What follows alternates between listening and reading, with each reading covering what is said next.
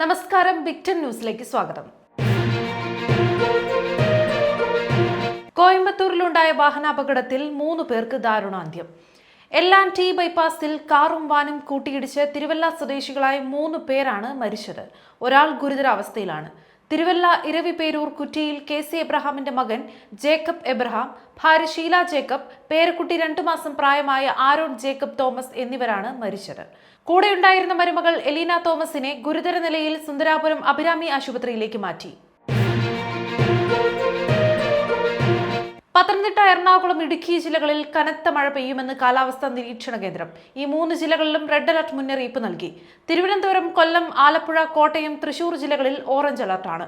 ബംഗാൾ ഉൾക്കടലിൽ രൂപപ്പെട്ട ന്യൂനമർദ്ദം ശക്തി പ്രാപിച്ചതോടെ തമിഴ്നാട്ടിൽ വ്യാപക മഴയാണ്. തെക്കുപടിഞ്ഞാറൻ ബംഗാൾ ഉൾക്കടലിൽ ശ്രീലങ്കൻ തീരത്തോട് ചേർന്നാണ് ന്യൂനമർദ്ദം രൂപപ്പെട്ടത്. ഇത് പടിഞ്ഞാറ് വടക്കു പടിഞ്ഞാറ് ദിശയിൽ ശ്രീലങ്ക, തമിഴ്നാട് തീരപ്രദേശങ്ങളിലേക്ക് നീങ്ങാൻ സാധ്യതയുണ്ട്. മഴ കനത്തതോടെ വിമാന സർവീസുകൾ തടസ്സപ്പെട്ടു. നെറ്റ്ഫ്ലിക്സ് ഡോക്യുമെന്ററി തർക്കത്തിൽ നടൻ ധനുഷ് നൽകിയ ഹർജിയിൽ ജനുവരി 8-നകം നടി നയൻതാര മറുപടി നൽകണമെന്ന് മദ്രാസ് ഹൈക്കോടതി. ഭർത്താവും സംവിധായകനുമായ വിഘ്നേഷ് ശിവൻ, നെറ്റ്ഫ്ലിക്സ് എന്നിവരും മറുപടി നൽകണമെന്നും കോടതി നിർദ്ദേശിച്ചു. നയൻതാര പകർപ്പവകാശം ലംഘിച്ചെന്നാണ് ധനുഷിന്റെ ഹർജി. നെറ്റ്ഫ്ലിക്സിൽ റിലീസ് ചെയ്ത നയൻതാര വിഘ്നേഷ് ശിവൻ വിവാഹ ഡോക്യുമെന്ററിയുടെ ട്രെയിലറിൽ ഞാനും റൌഡിദാൻ എന്ന ധനുഷ് നിർമ്മിച്ച ചിത്രത്തിന്റെ ദൃശ്യങ്ങൾ ഉപയോഗിച്ചതിനെതിരെയാണ് ധനുഷിന്റെ വണ്ടർബാർ ഫിലിംസ് ഹൈക്കോടതിയിൽ കേസ് ഫയൽ ചെയ്തത്. 10 കോടി രൂപയുടെ നോട്ടീസ് അയച്ച ധനുഷിനെതിരായ നയൻതാരയുടെ തുറന്ന കത്ത് വിവാദമായിരുന്നു. നടൻ ദിലീപിന് ശബരിമല സന്നിധാനത്ത് VIP ദർശനം അനുവദിച്ചതിൽ ഹൈക്കോടതിയുടെ രൂക്ഷ വിമർശനം. എങ്ങനെയാണ് ഇത് അനുവദിച്ചതെന്നും ഇത്തരം കാര്യങ്ങൾ അനുവദിക്കാനാവില്ല എന്നും കോടതി വ്യക്തമാക്കി. ജസ്റ്റിസുമാരായ അനിൽ K. നരേന്ദ്രൻ, S. മുരളീകൃഷ്ണ എന്നിവരുടെ ബെഞ്ചാണ് ഹർജി പരിഗണിച്ചത്. തുറന്ന കോടതിയിൽ ജഡ്ജിമാർ CCTV ദൃശ്യങ്ങൾ പരിശോധിച്ചു. ഹരിവരാസനം പാടുന്ന മുഴുവൻ സമയവും നടൻ ദിലീപ് സോപാനത്തിന്റെ മുൻനിരയിൽ തൊഴുതു നിൽക്കുന്നത് വീഡിയോയിൽ കാണാം. ഇതിനായി 1-ാം നിരയിലേക്ക് മറ്റുള്ളവർ പ്രവേശിക്കാതെ തടഞ്ഞിരിക്കുന്നതും കോടതി ചൂണ്ടിക്കാട്ടി. ഭക്തരെ തടയാൻ ആരാണ് അധികാരം നൽകിയതെന്നും കോടതി ചോദിച്ചു. ആരുടെയും ദർശനം തടസ്സപ്പെടുന്നില്ലെന്ന് ദേവസ്വം ബോർഡും പോലീസും ഉറപ്പാക്കണമെന്നും സോപാനത്ത് ആർക്കും പ്രത്യേക പരിഗണന നൽകേണ്ടതില്ലെന്നും കോടതി വ്യക്തമാക്കി. CPM ജില്ലാ സമ്മേളനത്തിൽ വെള്ളം വിതരണം ചെയ്യാൻ ഉപയോഗിച്ച ചില്ലുകുപ്പിയെ സംബന്ധിച്ച തെറ്റായ പ്രചാരണം നടത്തിയവർക്കെതിരെ നിയമ നടപടി ആലോചിക്കുമെന്ന് CPM സംസ്ഥാന കമ്മിറ്റി അംഗം ചിന്ത ജെറോം. നിയമ നടപടിയെക്കുറിച്ച് നേതൃത്വം ആലോചിച്ച് തീരുമാനമെടുക്കുമെന്നും ചിന്ത പറഞ്ഞു. വെളുത്ത കുപ്പികൾക്ക് പകരം തവിട്ട് നിറത്തിലുള്ള കുപ്പികളിലാണ് സമ്മേളന വേദിയിൽ കരിങ്ങാലി വെള്ളം എത്തിച്ചത്. ഇവ ബിയർ കുപ്പികളാണെന്ന തരത്തിലാണ് സമൂഹ മാധ്യമങ്ങളിൽ ചിലർ പ്രചാരണം നടത്തിയതെന്നും ചിന്ത പറഞ്ഞു. നടി ആക്രമിക്കപ്പെട്ട കേസിലെ അന്തിമവാദം തുറന്ന കോടതിയിൽ വേണമെന്നാവശ്യപ്പെട്ട് അതിജീവിത വിചാരണ കോടതിയിൽ. ലൈംഗികാതിക്രമത്തിനിരയാകുന്ന സ്ത്രീകൾ കുറ്റപ്പെടുത്തലുകൾ ഏറ്റുവാങ്ങുന്ന സാഹചര്യത്തിൽ തനിക്ക് സംഭവിച്ചത് എന്താണെന്ന് എല്ലാവരും അറിയട്ടെ എന്നും വ്യക്തമാക്കിയാണ് അതിജീവിത അപേക്ഷ നൽകിയത്. കേസിൽ സാക്ഷി വിസ്താരമടക്കം പൂർത്തിയായ സാഹചര്യത്തിലാണ് അന്തിമവാദം നടക്കുന്നത്.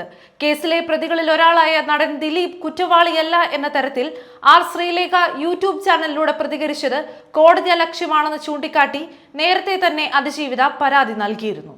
2017 ഫെബ്രുവരി 17-നാണ് തൃശൂരിൽ നിന്ന് കൊച്ചിയിലേക്ക് വരുന്ന വഴി നടി ലൈംഗികമായി ആക്രമിക്കപ്പെട്ടത്. ഇതിന്റെ ദൃശ്യങ്ങൾ പ്രതികൾ പകർത്തി. ദിലീപ് ഉൾപ്പെടെ 9 പേർ കേസിൽ പ്രതികളായി. 8-ാം പ്രതിയാണ് ദിലീപ്. 2019 ആരംഭിച്ച വിചാരണയാണ് ഇപ്പോൾ അന്തിമഘട്ടത്തിലേക്ക് എത്തിയത്. നടി ആക്രമിക്കപ്പെടുന്നതിന്റെ ദൃശ്യങ്ങൾ അടങ്ങിയ പെൻഡ്രൈവ് അനധികൃതമായി തുറന്നു എന്നതടക്കം ഒട്ടേറെ വിവാദങ്ങളും ഉണ്ടായിരുന്നു. ഇക്കാര്യത്തിൽ നടപടി ആവശ്യപ്പെട്ട് അതിജീവിത കഴിഞ്ഞ ദിവസം രാഷ്ട്രപതിക്ക് കത്തയച്ചിരുന്നു. പുഷ്പ 2 സിനിമ പ്രദർശിപ്പിച്ച തിയേറ്ററിൽ തിക്കിലും തിരക്കിലും പെട്ട് ഒരു സ്ത്രീ ശ്വാസം മുട്ടി മരിച്ച സംഭവത്തിൽ തനിക്കെതിരെ രജിസ്റ്റർ ചെയ്ത കേസ് റദ്ദാക്കണമെന്നാവശ്യപ്പെട്ട് നടൻ അല്ലു അർജുൻ തെലങ്കാന ഹൈക്കോടതിയെ സമീപിച്ചു.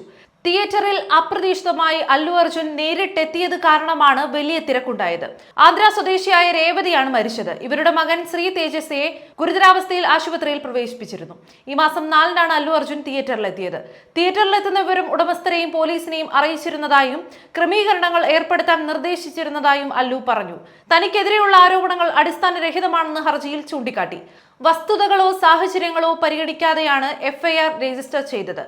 ക്രമസമാധാന പരിപാലനത്തിനായി ഉയർന്ന പോലീസ് ഉദ്യോഗസ്ഥർ സ്ഥലത്തുണ്ടായിരുന്നതായും ഹർജിയിൽ വ്യക്തമാക്കി.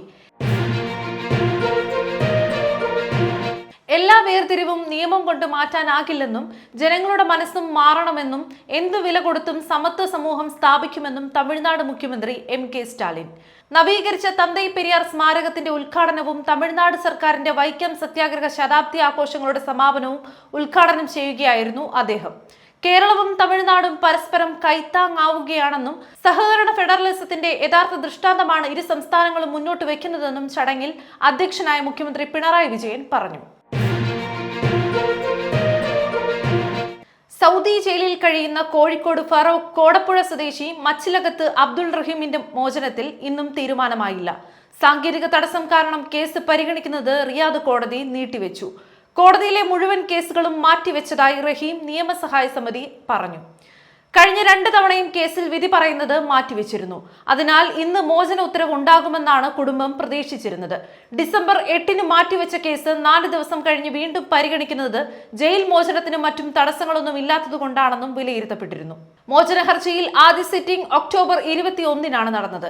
എന്നാൽ ബെഞ്ച് മാറിയെന്നും വധശിക്ഷ ഒഴിവാക്കിയ ബെഞ്ച് തന്നെയാണ് മോചന കാര്യത്തിലും തീരുമാനമെടുക്കേണ്ടതെന്നും പറഞ്ഞ് കോടതി കേസ് മാറ്റിവെക്കുകയായിരുന്നു. തുടർന്ന് കഴിഞ്ഞ നവംബർ 17-ന് വധശിക്ഷ ഒഴിവാക്കിയ ബെഞ്ച് കേസ് പരിഗണിച്ചു. എന്നാൽ വിഷയം സൂക്ഷ്മമായി പരിശോധിക്കേണ്ടതുകൊണ്ട് മറ്റൊരു സിറ്റിംഗ് ആവശ്യമുണ്ടെന്ന് പറഞ്ഞ് കേസ് മാറ്റുകയായിരുന്നു. വയനാട് ചൂരൽമല മുണ്ടക്കൈ ദുരന്തവുമായി ബന്ധപ്പെട്ട കേന്ദ്ര ദുരന്ത പ്രതികരണ ഫണ്ടിന്റെ കാര്യത്തിൽ കടുംപിടുത്തം വേണ്ടെന്ന് കേന്ദ്ര സർക്കാരിനും കണക്കുകൾ കുറച്ചുകൂടി കൃത്യമാക്കാൻ സംസ്ഥാന സർക്കാരിനും ഹൈക്കോടതി നിർദ്ദേശം. ഉരുൾപൊട്ടൽ ദുരന്തവുമായി ബന്ധപ്പെട്ടിട്ടുള്ള ഹർജികൾ പരിഗണിക്കുമ്പോഴാണ് ഇരു കൂട്ടരോടും തർക്കങ്ങൾ മാറ്റിവെച്ച് പ്രശ്നപരിഹാരത്തിനുള്ള വഴികൾ കണ്ടെത്താൻ ജസ്റ്റിസുമാരായ doctor AK Jayasankaran Nambiar, J ഈശ്വരൻ എന്നിവരുടെ ബെഞ്ച് നിർദ്ദേശിച്ചത്. സംസ്ഥാന ദുരന്ത പ്രതികരണ ഫണ്ടിലെ കണക്കുകൾ സംസ്ഥാന സർക്കാർ ഇന്ന് സമർപ്പിച്ചു. കേസ് ഈ മാസം 18-ന് പരിഗണിക്കാൻ മാറ്റി.